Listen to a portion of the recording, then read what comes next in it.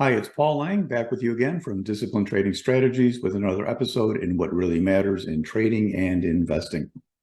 I think I mentioned last week that I was going to touch on this as a good follow-up topic. This is human biases in trading, and this is really a big deal.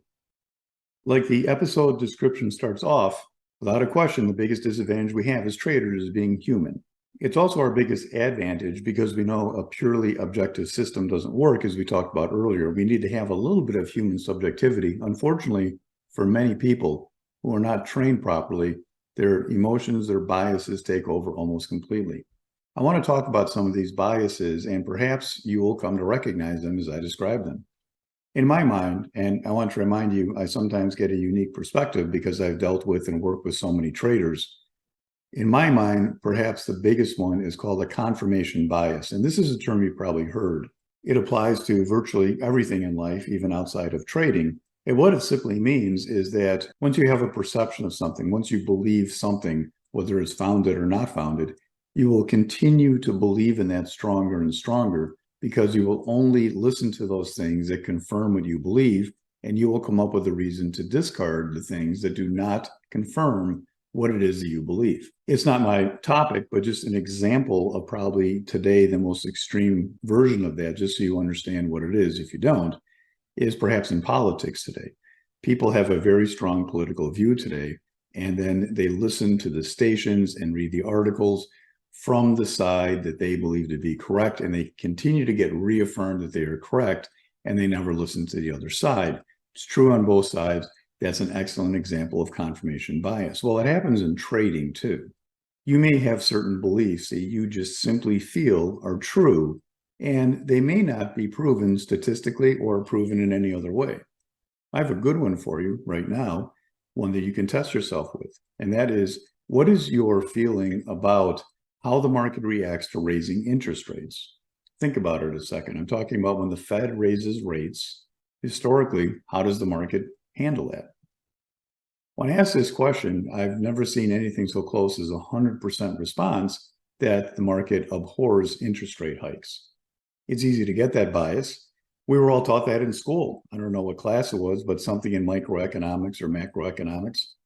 We were taught that raising interest rates attracts money to the bond market, therefore taking it away from the stock market. We're taught that high interest rates makes it difficult for companies to borrow money, it makes it less profitable, it's inflationary, so people don't want to buy stuff, et cetera, et cetera, et cetera. All of those facts are there. And you've had the news ever since I've been involved in the market telling you every single time the Fed meets, oh no, please don't raise rates, that's going to kill the market. Would it surprise you to know that actually the market rallies more on Fed rate hikes than it does fall by far, by a lot? I've included a chart in the slide notes so you can take a look at that. You can Google it yourself. Just simply ask Google to bring up a comparison between the S&P 500 and Fed rate hikes, and you will see this chart. I've been pointing this out for years because in the late 90s, that was one of the highest rate hike times we've had up to that point in history. And yet it was also happening at the same time we had the most bullish market we've had in many decades. But yet people still continue to propound, oh no, please don't raise rates. I understand why it theoretically should be that way, but the fact of it is, it just doesn't work that way. If you were to be shorting the market every time there were rate hikes, you would have lost your butt. That's the bottom line. So we have this perception, this preconceived bias that something has to work. And it's amazing how many people continue to hold on to that bias, despite the fact that statistically, it simply is 100% not true. Now, it's hard for you to believe that today because we are in the midst of a falling market while we're raising interest rates. However, believe it or not, that relationship is more correlation than it is causation, because all the times before we've raised rates, it hasn't happened. The market was ready to fall. I already had my traders short and ready to be short the market before interest rate hikes started. So you can see it's not really the causational fact from interest rates. If you're listening to this and you're having a hard time believe it, I encourage you to do your own research. Look it up. It's very simple to look at, and look at the chart I have down there. Interest rate hikes typically go along with a rising stock market, period. I thought that was a good way to start this one because I've never seen a false notion be so widely embraced by everybody. Take the confirmation bias of just your view of the market. There are people that are perma bulls and there are people that are perma bears. Let's say you're a perma bear. Every market rally, you're going to be looking for those articles that state why the market cannot go higher. There's a saying out there that during every incredible bull rally, that the bears have the best argument, the bears have all the facts, the bears just don't have any money because they're broke. That's often the case. If you want to be bearish, you can find every reason in the world to be bearish, and you can look up all those articles you want and you will find them, and it will confirm your view.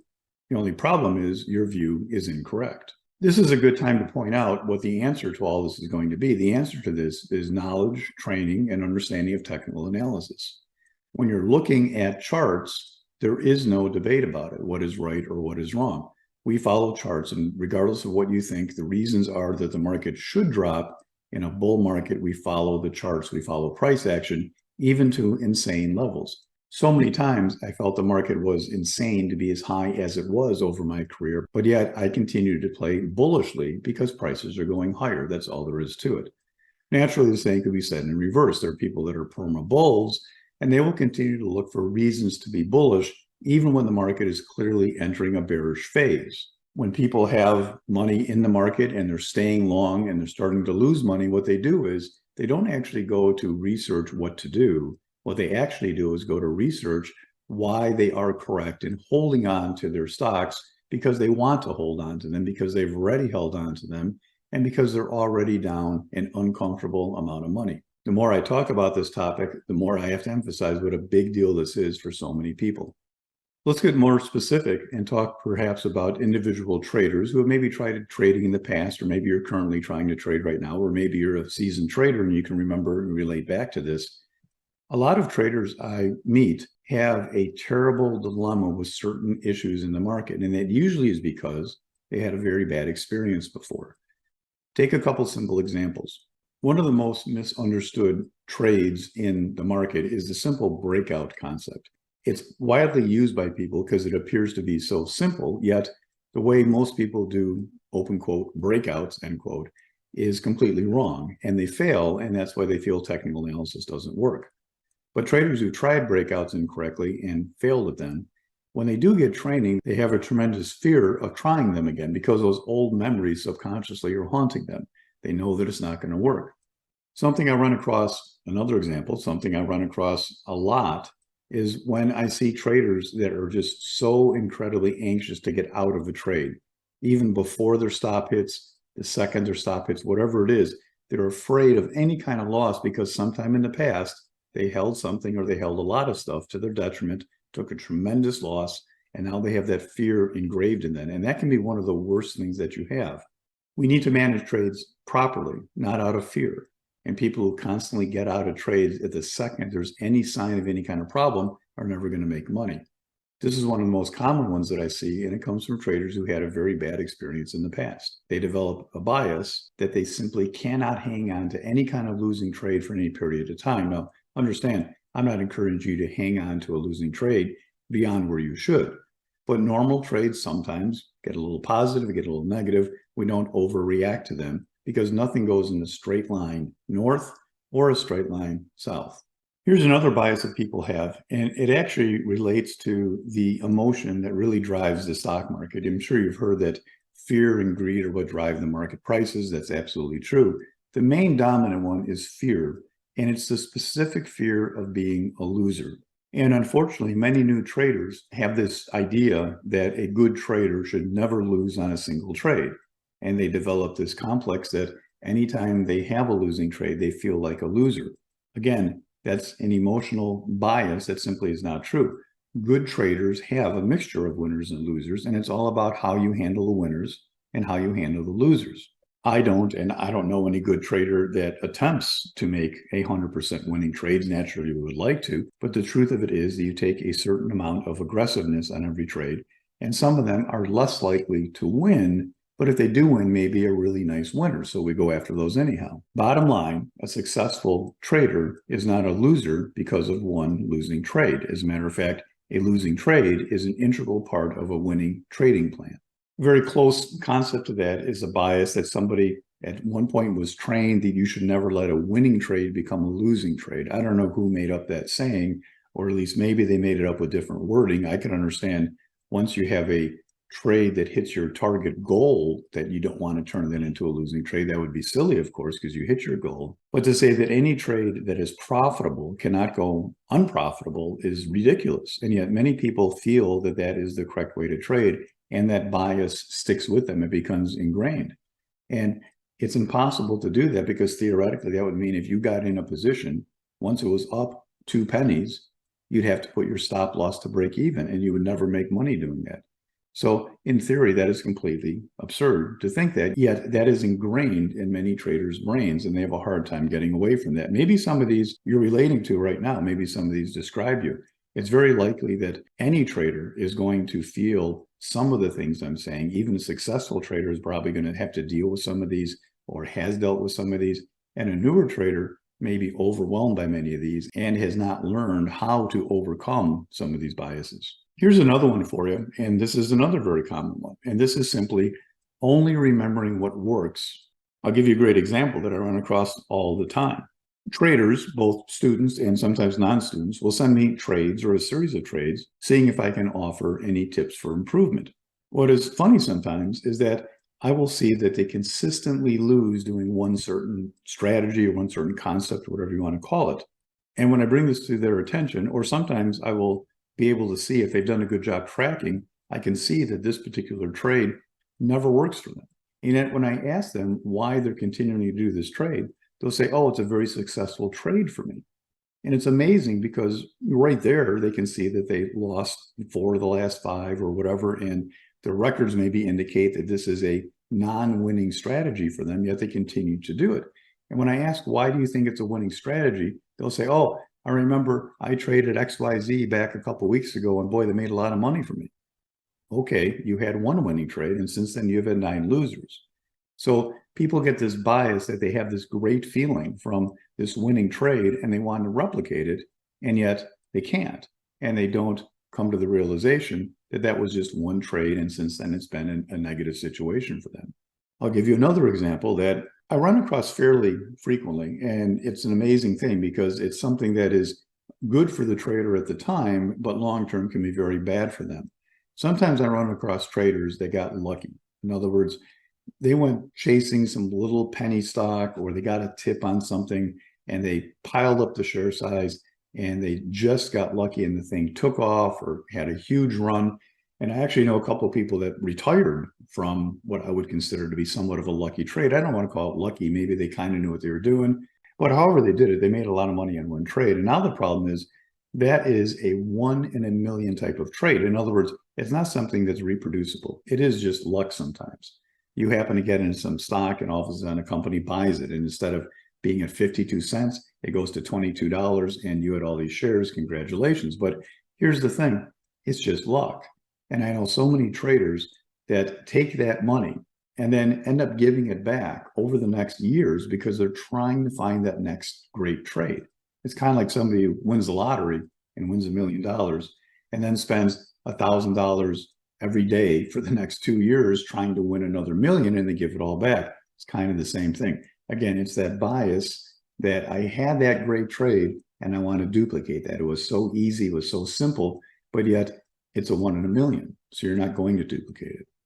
Let me close out this human biases podcast by coming back to one that I mentioned earlier, talking about a preconceived market bias. I talk about it, some people have it in both directions, but the truth of it is the vast majority of people have a preconceived bullish bias. In general, that's not a terrible thing, because the market is, of course, up more than it's down price-wise. It's also up more than it's down time-wise. But if you would have decided to park your money in the market at the right time in the late 90s, it would have taken you 17 years to get that money back. So that's not okay. We have to understand how the market works, and the fact that the market is never always going to be always up. The pullbacks, the crashes, the corrections, whatever people like to call them, can be extreme. In the early 2000s, the NASDAQ went from 5,000 down to about 1,500. That's a big drop. And if you're in the wrong stocks, the drop was a lot more than that as well, and many went bankrupt. So the bias here that's the problem is to always have a bullish bias. And it's not hard to understand why everyone has a bullish bias. Number one, I probably mentioned in other podcasts, the financial talk shows are always going to leave you with a bullish bias. They have to, they're required to, because they are individual companies that have to make money, and they make money by having viewership. And nobody's going to tune in and listen to them when most of the world has their money in the market, in IRAs, and they don't want to hear about the market dropping. It's not going to be popular. So they'll have guests on with competing views, and then they'll always leave you with that bullish bias. They always talk about any drop in the market as being a correction, a pullback. They'll always have guests on. What are you buying now? They never ever discuss a bear market, so to speak, until after the fact, until the market has dropped so much that they can no longer tout it as being something bullish. And then they say, oh, how did this happen? This is just a once in a rare event thing. Nobody could have predicted this. But besides listening to the news, just think about how we all act and talk. If people are standing around the water cooler and they're talking about their portfolio, nobody asks, are you long or short until it's presumed everybody's long. If grandpa comes home with some stocks for Bobby or some shares in a county open, nobody asks if the shares of stock are long or short shares. Everybody assumes as an investment, everything is long all the time. Everything is bullish. While over the long haul, that's correct. From any investment or trading point of view, we have to keep our mind open to what's going on. And many people simply cannot understand the short side. The fact that stocks drop tremendously sometimes when they drop. People don't see it. I have actually done tests with people. Matter of fact, there's one posted on my website where I will show people a stock that is a setup. And the most common one people recognize as novice traders is a really nice breakout play. So I show them a chart that's a breakout of a stock, and I don't show them how it worked. I just ask them to rate the quality of that setup. And it's a breakout to the upside, a bullish setup. And they usually give it very high marks. What I can do is I take that same exact stock and I can flip it around on the chart and change the colors of the bars. In other words, invert it so that it's the exact same setup, except it is a short setup, a breakdown. And of course, I don't do it back to back because they may recognize the charts. But after going through a series of questions, I'll show them early on the bullish setup, and then later I'll show them the bearish one. And the bearish one gets medium to low marks. In other words, they don't think the quality of that setup is as good. And yet it's the exact same chart, just simply pointing the other way. The only thing different is they don't like anything falling. This is a tremendously bad bias to have as a trader. So like every podcast I do, if it's a podcast that identifies problems people run into, I try and offer you the solutions. I already mentioned it earlier when I was discussing one of these topics. The solution is to be as objective as you can, and we get objectivity by understanding how to read charts. Charts are what keep us on the straight and narrow, because charts can eliminate all biases. It doesn't matter what you think about the company's earnings. It doesn't matter what you think about how extended the market is. It doesn't matter what you think about anything. What matters is if there's more buyers than sellers, the price is going higher. If there's more sellers than buyers, prices will be going lower. During what period of time? Well, that's why we look at different charts. They could be heading lower for the day, for the week, or for the next 6 months. That is why we look at different charts and understand that the coordination of the timeframes of those different charts give us our bias on all the pertinent timeframes we care about. Eliminate biases from your trading, understand if you have them, and get objective. Leave the subjective biases alone, or they will only hurt you. Until next week, this is Paul from Disciplined Trading Strategies. Good trading, everybody.